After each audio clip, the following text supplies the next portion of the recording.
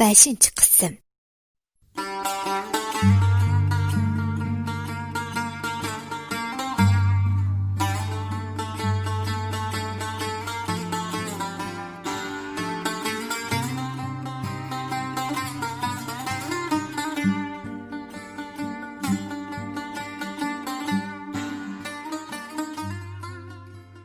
Shundoq yurib, bu azobliq ta'til vaqtlarima to'shib ketdi. Nigarning bag'ri tashligi va qo'liqi kundan kunga ig'ir kelishga boshlagan Paksatning tallari zaif edi. U kundan kunga o'riqlab ketyotdi. Ko'p vaqtlarda och yuradi.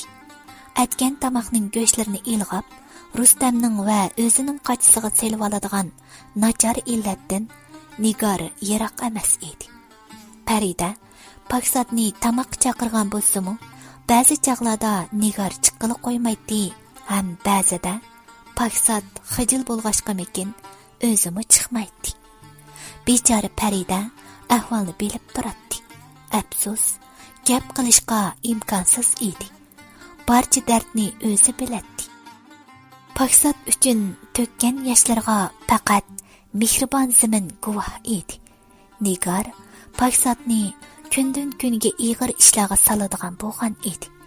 Ikki gapning biri bo'lsa, voy belim, bugun faqatli mijozim yo'q qopibdiman desa, bu ishni qilib Paksat, u ishni qilib Paksat deb o'tirib oladi.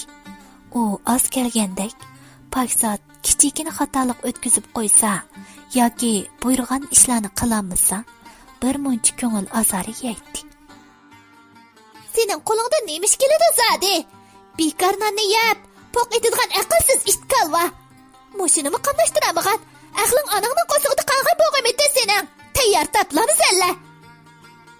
Degandek so'zlarni yog'dirib o'tadi. U Paksatni majburiy bola boqqili saladi. Uy tozlig'ili saladi.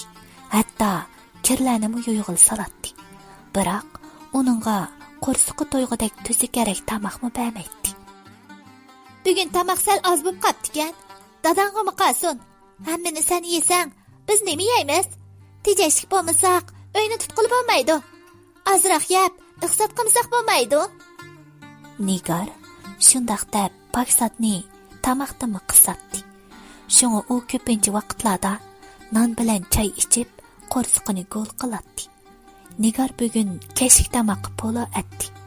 Polo dal Paksat yoqtirmaydigan taomlarning biri edi. Bo'libmi, poloning savzisini Paksat burundan faqatli yemaydi. Nigarning o'zi bilan qayishishni o'ylagan Paksat opasining yeniga berib, chiroyliqchi dedi. Opa, poloning savzisi bilan xushim yo'q edi. Menga ko'rishni apasingiz bo'pti-ku. Paksat bu bir ig'iz so'zining yana bir muncha urush topadiganligini o'ylabmi baxmagan edi. Voy, nima deding? Sen menga buyruq qilyapsan, dexe? Men chimishga chiqqanni usayman. Qo'limni qozonga tiqib, ilg'mayman buni. Bilib qo'y. Nima apasam shuni yeysan. Qara, dexe. Menga tamoq etishmagandek, o'tkazib qo'ygandek yaqib ketgan buni. Bu hurmatsizlikingni dadangga demaydigan bo'lsam, xip qarab tur. O'zingni Aqso'ngaklar oilasida o'xshayman deb o'ylab qolma. Qanoat qilib, qo'rsiqing to'yg'anga xo'sh bo'lib, etib berganni ye. Men faqat shu yemay tashlab etib buzg'andan olmasin demoqchidim. Paksat shu gapni oraliq qilgan edi. Texi ko'kdat ayraydigan qo'ylaring bor deginasan shumning. Pul topmoqning tasligida yana nimani tashlamoqchi eding? Ala buni. Nigar shundoq deb qasdan qozonning tagiga chaplashib ketgan kuyindi sabzilarni va ozroq ko'rishni Paksatga usib berdi. Paksat qochini qo'liga elib birdam tamoqqa, birdam Nigarga qarayotgandan keyin asta dasturxonga kelib o'tirdi. Nigar bilan Rustamning qochisida bo'lsa, ko'rishdan go'shtchaq usulgan edi. Paksat, choy damlab kela. Nigarning ko'rpaga chiqib olib o'ltirib, shundoq buyruq qilishi bilan Paksat qo'liga olgan tamoqdan bir qo'shiqmi yemasdan o'rnidan turib choy damlashga kirishib ketdi. Nigar bo'lsa o'g'li bilan mazza qilib tamoq yeyotdi. Bugun kech bo'g'icha ig'isiga tuzi kerak bir narsa selib baxmagan Paksat opasiga choy qo'yib bergandan keyin o'ltirib tamoqini yeyishga boshladi. U qachidagi kuyuk savzlarni ilg'ayotdi. Buni ko'rgan Nigar darhol o'rnidan turdi va Paksatning yeniga kelib, "Bundaq ilg'ab o'ltirg'icha, bo'ldi yema. Senda qiliqsat odamga beradigan tamoqim yo'q mening. Yomon taslikda aytganman bu tamoqni. Sen bundaq ilg'ab o'ltirsang, boshqalar tamg'ajamdi. Akal bo'ldi." Paksat kech bo'g'icha aranda bir oldiga kelgan bir qoch tamoqdan garchi ko'zsiz bo'lsa-mu xo'sh bo'lib turganida amdi u tamoqdan ayrilib qolgan edi. Nigar tamoqni opirib qozonga to'kib qo'ydi va Paksatga qarab birini olayotgandan keyin o'z ishi bilan mashg'ul bo'ldi. Kamal uyga kech qaytib keladi. U Noyi bozorda meva-cheva do'koni ochadigan bo'lib, kunlari aldirash o'tadi. Ko'pincha uyda turib bo'lolmaydi. Eshikdan erib echib kirib kelgan Kamal qo'lini yuvib dasturxon oldiga hozir bo'lgan edi. U bugun bekli charchab ketgan bo'lg'ashqa, kayfiyatimi yaxshi emas edi. Demak, bu Nigar uchun Paksatni tayoqqa qo'yishning yaxshi payti edi. Nigar dasturxonga tamoqni elib keldi.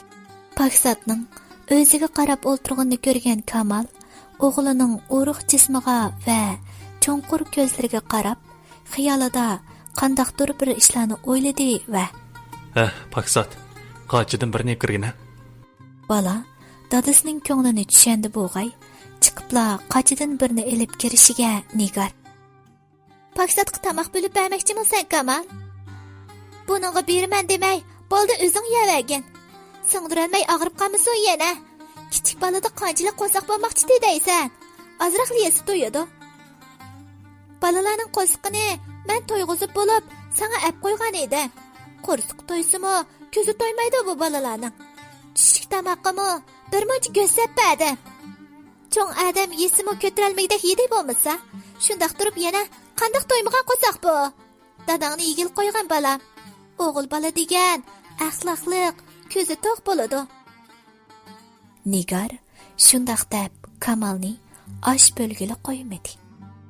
Qo'sqin to'q bo'lgandan keyin, senmi bizda qarab turmay, gap qilsang umamni Paksat. Men texi oshpaqarek chekchiyib o'ltirsang, qo'sqi osh qolgan o'xshaydi debdimi? Hech qachon ig'zingdan "Bo'ldi, rahmat dada, o'zing yegan, men yeb bo'ldim" degan gap chiqmaydi-ku sening. Bu kazzab. Kamalning garchi bundaq degisi bo'lmasa-mu, o'zimi bilib bilmasdan Nigarning orqasiga kirib ketayotdi. Kamalning bu so'zlari Paksatga bekla har kelgan edi. Nigarning sag'irsiq uribli gap tepishi Paksatning uningga bo'lgan o'chlikini hasilab oshirmoqda edi. "Dodo, Paksat gapining oyog'ini yutibdi. Chunki u har qancha rost gap qilsa-mu, Nigarning oqlandiganligini ham dadasining o'ziga ishonmaydiganligini u yaxshi biladi. Paksat yana gap qilishga petinolmaydi.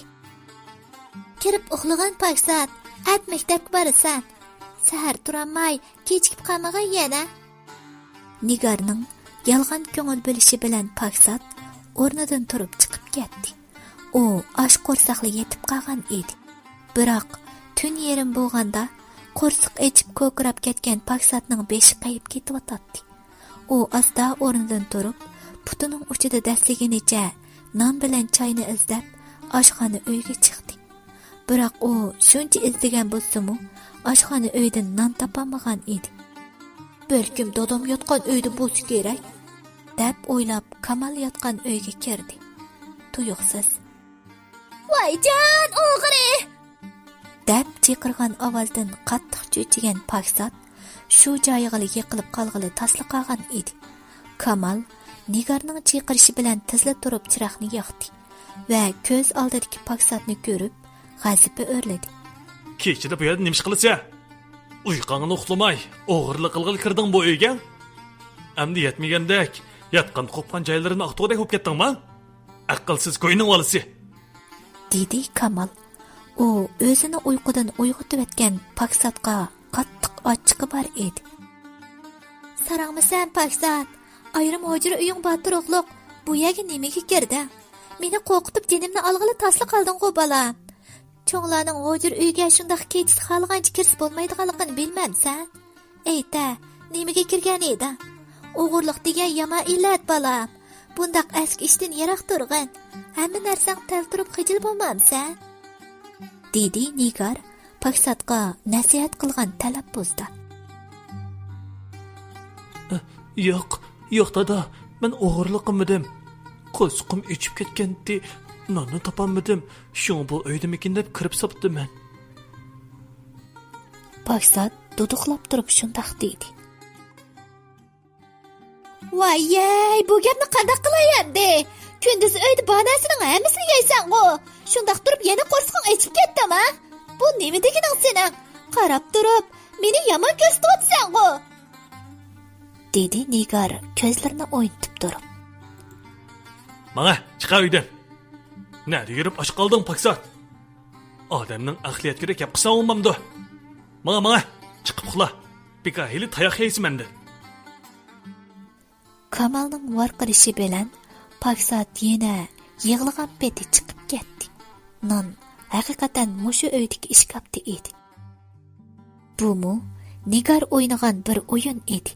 U mushu vaqtgacha uxlamagan bo'lib, Paksatning qo'rsqining ochliqini, yarim kechida non izlaydiganligini yaxshi biladi. Shunga nonni bu uyga akirib qo'ygan edi. Ko'rdingmi Kamal, Paksatning qiliqlarini? Men uningga yaxshi bo'lsin deb shundoq tirishib-vassam, o'zining opisini yaxshi muomala qilib-vassam, meni nemishqa yomon ko'rdigan-du deyman. Zamin cho'ngning oldida bo'yin qisib qolmasin deb yenimga achiqlagan odam men edim-ku. Nigar Kamalga shundoq deb mishildab qo'ydi. Ha bo'ldi. Ko'nglingni yerim qilmag'in Nigar. Qilganlaringni men bilib ko'rib turibman. Men sendan bekli xush. Paksatni yeklamidan. Rustamdimi bek yaxshi ko'rib keldi. Bo'pti, o'tiq kichik emasmi? Shung senmi to'g'ri tushungan. Cho'ng bo'lgancha seni qadrlaydigan, tushunadigan bo'ldi. Kamal shundoq deb uningga tasalli berib qo'ydi. Paksatning echib ketayotgan qo'rsqi va azob to'lib ketgan yuragi uning jinini qiynamoqda edi. Hasrat to'kilib turadigan nursiz ko'zlari uyqudan xoli edi.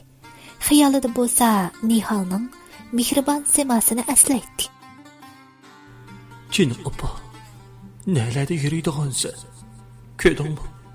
Ko'ryapsan. Qara, mening bu bechora holimga. Meni kimlarning qo'liga tashlab qo'yding, chinim opa? Deydi Paksat o'z-o'ziga pichirlab. Bugun kecha qandoqdir osmonda yulduzmi, oymi ko'rinmaydi. Xuddi Paksatning yig'isiga, hasratiga, nidosiga tenkash bo'layotgandek, osmonmi qozonni dum ko'mtirib qo'ygandekla qorong'u edi. U bu kecha dadasining o'ziga aytgan so'zlarini, o'gay onasining qiliqlarini birma-bir o'ylayotdi. Dadasining o'zini silkib, Nigar tarafga o'tib ketishi uning ko'nglini qattiq yerim qilgan edi. Kechicha kirpiq qaqmay chiqqan Paksat yana atigandala o'rnidan turib ketdi. U maktabga bormas bo'lmaydi. Tunugungi topshiriqlarni ishlashni unutib qolgan Paksat beshini tutib o'ltirayotgandan keyin yuzini sovuq suv bilan yuvib etib, topshiriq ishlash uchun peshayvon ostidagi supuga keldi. Qaysidir bir matematika savoliga bosh qotirayotgan Paksatning xiyoli Nigarning so'zi bilan yana bo'linib ketdi. Atila olim bo'lib ketadigandek o'tirib ketibsan-ku. Topshiriqingni tunuga ishlamay ishlayapsan. Yiq bo'ldi. Maktab kechikib qolasan. Vaqtida ishlamagandan keyin o'qituvchingga tushuntirib desang bo'ladi. O'qu deb qo'ysa, endi hamma narsangni yaymachidek yeyib o'tirib ketganing qiziqda. Qo'pa maktabga men. Kechda baldir kel, uyda ish bor. O'ynab yuradigan bo'lsang, adbing yeysan menda. Bu ayol bilan hech qanday bir ishni xotirjam qilg'ili bo'lmaydiganligini o'ylagan Paksat narsa keraklarni yig'ishtirib, Paridaning uyiga chiqib ketdi. Parida Paksat topshiriqni ishlab bo'g'icha nashtalikqa qo'rimi qo'rib bergan edi. Paksat mazza bilan o'ltirib, to'yg'ich yegandan keyin maktabga qarab yo'l oldi. Paksatning keynidan uning soyisi yutkichi qarab turgan Farida jiyan o'g'lining o'ruq ham ojiz tanlarini, so'lg'un chehrini, o'tirishib ketgan ko'zlarini xiyolidan chiqarolmayotdi. Shu daqiqada Faridaning ko'ziga issiq yosh kelgan edi.